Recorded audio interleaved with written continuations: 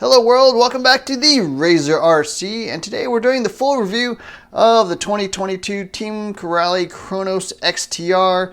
This has been out for about a month or 2 months or so. I've been running it, bashing it, breaking it, tuning it, fixing it, all that good stuff, and I want to do the full review of this vehicle, giving you my thoughts on how it performs, how it drives, the durability, all that good stuff. We give it a rating from 1 to 5 stars in 6 different categories. So those are going to be the build, the design, the performance, the durability, the support and maintenance, and finally the value, and then giving you a conclusion on my overall thoughts of the Kronos XTR. So we're going to be giving it a rating from 1 to 5 stars, and we're going to be comparing to other 1/8 scale 6S capable trucks out there. So those are going to be things like the E-Revo 2.0 from Traxxas, which I have, the Arrma Kraton 6S and 6S EXP, which I also have, the Outcast 6S EXP, which I also have, the HPI Savage Flux V2, which I also have, the Redcat Kaiju, which I also have. So I have pretty much every 8 scale 6S capable monster truck out there, so I'm very, very familiar with all these vehicles, have driven them all, owned them all, tested them, breaking them, all that good stuff. I do have reviews on all those other vehicles if you are interested, but yeah, it is a rating from 1 to 5 stars, and it is great on a curve. So if it's average within a category, it gets 3 stars. If it's best in class, it gets 5 stars. If it's worst in class, it gets 1 star. So yeah, these ratings are all on a curve. They're not, compared to like an X-Max or like an Arrma Granite or anything. These are all ratings as compared to other vehicles within the 1/8 scale 6S class. It doesn't make sense to compare this to like a Team Associated buggy or something like that. So yeah, hopefully that makes sense. And we're going to kick it off with the first category. So first off is the build, and that talks about how this came from the factory. Were there any issues? Did I have to fix anything? All that kind of stuff. And no, everything was actually perfect out of the box. The diffs are perfect. The shocks were fully filled, all that kind of stuff. No screws were missing. No screws were like stripped or anything like that. The only complaint I had was that the wheels and tires are not pre-drilled for you, so I do highly recommend you drill holes in all the tires to let any sort of water or dirt or anything escape. Probably tape up the wheels on the inside as well. So as you can see here, I kind of taped up the wheel and drilled some holes like that to let out any dirt, but that's not really a build defect, just something I wish they did from the factory. So yeah, overall in the build category, I'm gonna give it 5 stars. Totally great out of the box. I mean, you will have to assemble it yourself, obviously, with the electronics, because it does come as a roller, so you need your own electronics. I'm running an Arrma servo, actually, the ADS-15M Metal Gear server here in the front, and then a standard Team Corally 6S setup, so the Current 825, Toro X185 ESC, and then I run my own Gens Ace batteries. But yeah, pretty much out of the box. Came really, really good. I'm going to give it 5 stars in the build category. No concerns, no issues at all. I think it was built really well out of the factory. Even some things that they had issues on in the past where like they didn't use enough thread lock on some of these pivot balls and stuff. In my previous Team Corally things, they had no issues there. The discs were all filled with oil. So yeah, great build quality out of the box. The next category is the design of the vehicle, and looking at this is a very premium type of design. Now it is based off the regular Kronos V2 and the previous Kronos XTR, so kind of your standard aluminum chassis, pivot ball suspension, electronics kind of separated side by side with motor, a receiver box and servo here on the right, and then battery and ESC over here on the left. They did make some updates to the 2022 edition. I do have an unboxing of this where I talk about all the changes for the 2022 edition. But the main things I would say is they pretty much try to address the durability, make it even more durable than before. So the main change I think is this tower to tower brace. So that is a very welcome change. The old one could kind of flex a bit, break and bend some of these dog bones on the carbon fiber chassis pieces and stuff like that. They did update the shocks as well. That was another area I felt like there was a bit of concern. The shock rod ends, the shock pistons. So yeah, a lot more durability there. They added the hard springs front and rear, so they do have stiffer springs. and then the spring steel outdrives. Here are all these bronze pieces. So yeah, a lot of durability improvements to try to make this even more durable. I think the previous XTR was the most durable Team Corally out there. They just try to make it even better, address some of the weaker areas, and I think they did a great job. Now there are some other nice little improvements. They do actually have a little on-off switch holder right here on the tower-to-tower brace. There's also actually a GPS SkyRC GNSS holder here in the middle. I'm not running it because I'm not running my SkyRC sort of data logger, but it is available if you want to run that. So yeah, out of the box, a really great design. A lot of aluminum pieces, a lot of 7075 pieces. So along with, sort of the standard XTR stuff, it does have the 7075 chassis, 7075 shock towers, the all aluminum braces down the middle, the spring steel outdrives, as I mentioned, the aluminum center differential, metal gears, of course, throughout in the differentials, sort of this aluminum front end piece, which sort of triple reinforces the front end. So tons of aluminum pieces, the spring steel turnbuckles. So yeah, a lot of nice features in here. And then there are a lot of option parts even as well. They have carbon fiber stiffeners you can add to these rear braces, different shock springs, different sway bars. There's a little bit of tuning you can do with the shock pistons. So a lot of like race type upgrades, a lot of race type adjustments, all your standard stuff with the different sway bars, the different shock mounting locations, top and bottom, little spacers here on the upper arm so you can move things front and back, different wheelbase adjustments here on the back, even different camber link locations here where you can adjust the roll centers. So a ton of adjustments on this vehicle. I think this is best in class, has the most adjustments, has all the crazy 7075 aluminum pieces, including an aluminum center differential, which other vehicles don't have. So yeah, in the design category, I think this is one of the strongest points of the Team Corally Kronos XTR. 5 stars in the design category. There are a couple of things I wish they had done. I did mention already drilling out the wheels. That's not really a design issue, but something I wish they had done. Also, it could use serrated wheel nuts here on the axles. They are just kind of smooth wheel nuts. I have had some of them back off, while I was running. So upgrading to some serrated wheel nuts, I think as well, a good idea. And then finally, the ESC is quite far from the receiver box, so you need a really, really long ESC wire, maybe even extension cable. I do use a stock Toro X ESC, which does have a long enough ESC wire, and I kind of route it all sort of back and forth here just to make sure it doesn't get caught up in the center drive shafts. But yeah, that sort of is a layout issue and something to be aware of if you're putting in your own electronics. Make sure you have a long enough receiver wire right there off your ESC. But yeah, no real major complaints. I think this is best in class in the design category. Super easy to modify, adjust, and tune it to your liking. So that is a big plus. The Kronos XTR is somewhere in between a full-on race truck and a full-on basher. I think it has elements of both. They made crazy durability improvements with the tower brace, the spring steel outdrive, all the 7075 pieces, the upgraded shocks. So durability wise, yeah, they did make huge improvements, but then there's still that raceability in this vehicle. I think it handles really well. It is light on its feet. I'm not sure how much lighter it is than the Arrma Kraton EXB, but it feels lighter. It drives like it's lighter. It's a little more nimble in my opinion. I think these tires are excellent. Provide tons of traction. One of the best, I think, RTR tires out there. They do balloon a lot, so if you run a lot of power, they will get quite large, pizza cutter style. But in the performance category, again, I think this is one of the strongest points. Ooh. The only things I would say is that full-on bashing wise, I would probably thicken up the shock oils a little bit. I think I'm running like 900, 800, or 1,900. I can't remember exactly. But yeah, performance wise, this is one of the strong points. Definitely above average. I'm going to give it 4 stars.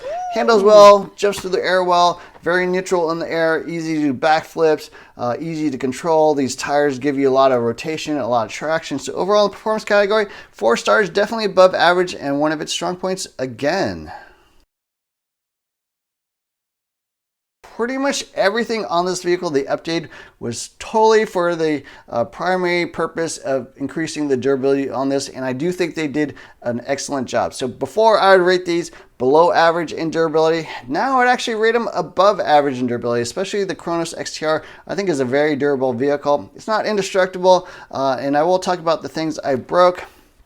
So first off, I did break this rear mount a couple times. One, I think landing it basically on the chassis itself, like on the face of a jump. I did break this. Again, another one, I think I launched it, probably 25, 30 feet high, doing a double backflip into the face of a jump. I broke this again. So that is one area I would stock up on. I think they also make an aluminum 70-75 piece you can buy. It's something like 25 euros or so. But I don't find any US companies are carrying that. So you would have to order it from Europe or Belgium. So that's another thing I broke.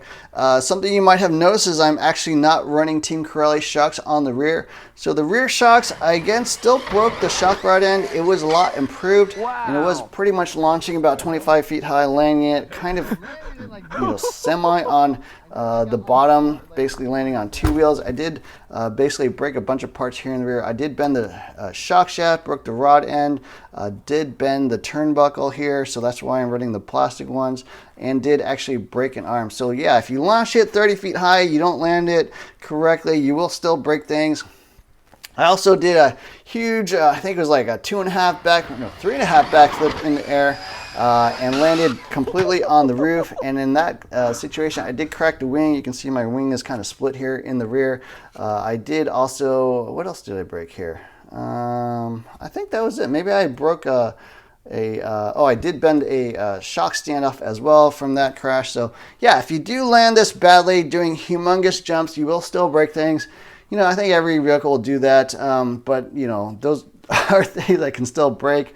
Overall, I do think it is above average durability. The only weakness I really feel that exists is this Arrma bar. So it says it's got 77-75 Arrma bar in the front. I think that only refers to the top piece here because they did add an additional stiffener across the two ball cranks, but the original Arrma bar, I think is still a cast or 60-61 piece or something like that, because it is not used any sort of new part number. So the part number for the actual Arrma bar is the same as before, so I don't think they've upgraded that. I am actually running a 70-75 piece now, so we'll see if that holds up a little bit more, but that would be the only area I felt like, even landing it relatively clean, I would still bend this here and there. Now I ended up just grabbing some pliers and bending it back into shape, but that will be an area I think probably worth getting this 70-75 piece. Other than that, I am running the Arrma Kraton 6S shocks. They do have a little bit thicker shock shafts. I think they're still a little bit more durable. The outside diameter of these shock blades is 1 millimeter thicker than the Team Corally pieces. So I wouldn't say it's necessary, but it is an improvement in durability. And then people do bend these shock standoffs. I've bent one before, maybe pick up some spares of those. But yeah, overall, durability wise, I think it is still very durable. Now, I will say I'm sending this much higher than I've sent any RC car before. This Toro X 185 ESC and Chiron 825 motor combination is insanely fast. I do think this is the most powerful RTR electronics you can buy, and this thing goes up higher than any other vehicle I have. I mean, I've definitely broken some records in the highest I've ever RC cars, and that did happen with the Kronos XTR. But then the downside of that, of course, is you're going to break more stuff the higher you send it. So yeah, those are the areas that I broke some stuff. So durability wise, I do think it's above average, 4 stars. Is it best in class? Maybe not. I am doing some testing with this in the Kraton EXP, which in my opinion was the previous winner in the durability area for the 1/8 scale 6S vehicles. So I am going to be running these back to back and testing out even more. But yeah, overall, durability wise, above average, 4 stars. Next up is support and maintenance, and Team Corally is a smaller brand here in the United States. They've been around for a long time. They're a little more popular in Europe, I think, and a little bit more on the racing side in the past. But they've been attacking the RTR, especially the 6S 1/8 scale market, quite heavily. They are heavily invested in this, segment of the market, and I think they're trying to improve their dealer network, their part support, all that kind of stuff. But still, here in the United States at least, it is a smaller brand. It's going to be a little bit harder to find parts than other brands like Traxxas or Arrma or things like that. Even Redcat, I think, in some ways can be easier to find parts. But yeah. support and mains, I think, is still the area it lacks a little bit. Mains wise, this is not hard to work on. I mean, I was able to replace that Ackerman bar without completely disassembling the front end. Even I didn't have to take off the top part. But yeah, if you have to change bell cranks and stuff like that, that would be a little bit difficult. Or if you had to change the diff case, that would be a little bit difficult. Not really worse than any of the other 1/8 scale vehicles. I think the HPI Savage is a bit difficult to work on. E-Revo 2.0 can also be a bit difficult to work on. The Arrma Kraton EXB, pretty much same level of difficult, same amount of bracing, same amount of stuff you got to remove. So that's not really any easier or harder. So support-wise, I think they're below average. Mains-wise, they're about average, but I am going to give it 2 stars because it can be difficult to find parts. There are going to be some things that you just can't get in the US. You may have to buy off eBay. You may have to order overseas, especially when it's like a brand new vehicle. You know, part support may not have caught up yet here in the United States. So that is one area that can be a little bit annoying. So in the support and mains category, I'm going to give it 2 stars, a little bit below average. Not as bad as some of the other brands like HPI. I think is quite a bit worse, but not as good as some of the bigger brands like Arrma or Traxxas. And the final category is value. The Team Corally Kronos XTR 22 comes in at $450 here in the United States. Prices are going to vary around the world, but in the US, it is $450. That is a pretty good value. So in addition to the vehicle, tires, body, it actually comes with an additional clear body, additional set of stickers. So you can paint this up however you want. The quality of the parts that are included in the box are pretty much outstanding. I mean, the 70-75 pieces are amazing. It's got the sway bars. It's got the all aluminum shocks, including shock caps. It's got the aluminum chassis braces down the middle, including some carbon fiber pieces. It's got the tower brace, the spring steel outdrives, the aluminum diff case, the all metal drivetrain, spring steel turnbuckles. So a lot of value in the box, and I think lower than the competition. At $450, it is cheaper than the Arrmas. It's definitely cheaper than the HPI Savage. Even after you include all the electronics, it's pretty much price-wise about the same, but you get a far more premium product in the box. So in the value category, I do think this is best in class. I do think it is 5 stars. E-Revo 2.0 is $650. It's $200 more. It obviously comes with electronics. They're not particularly great. It's got the plastic geared servos, completely plastic vehicle, including the plastic center shaft. So out of the box, yeah, the Traxxas, in my opinion, is below average. HPI is much more expensive. The Arrmas are more expensive, and I don't think you get any more. You probably get a little bit less, in fact. So yeah, in the value category, really the only vehicle that is close is something like the Redcat Kaiju, which I think is $450 as well at the time of this video. It does come with electronics, but it is, a far lower spec vehicle, all plastic vehicle. Does not have the nice components that you see here, the 70-75 pieces, all that good stuff. So in the value category, I think it is 5 stars, best in class. So final thoughts on the Team Corally Kronos 22 XTR. This is a great vehicle. Best in class, I think, in the design category. This is definitely one of the most enjoyable ones to mess around with, tune. Even fix it's not that bad. It handles really well. Performance is definitely above average. Value, I think, is best in class. You get a lot of bang for the buck. I mean, very premium vehicle for one of the lowest prices as well.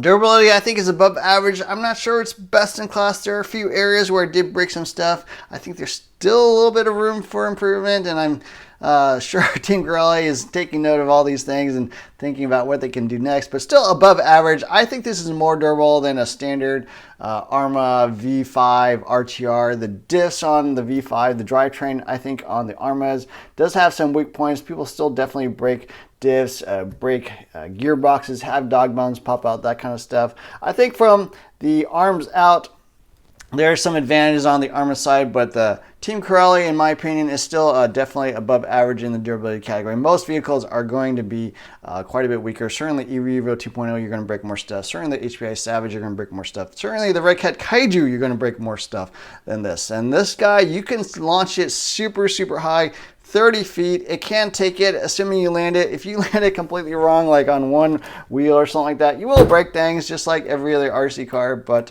overall, yeah, outstanding vehicle and durability. So overall, I do like the Kronos XTR 22 edition. If you're thinking about getting one, yes, it is an excellent vehicle.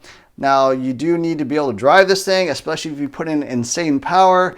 Something like this Team Corally the Team Corally Toro X and Kraton motor is crazy fast, and to be quite honest, I don't think most people really should put that in and run it on 6S.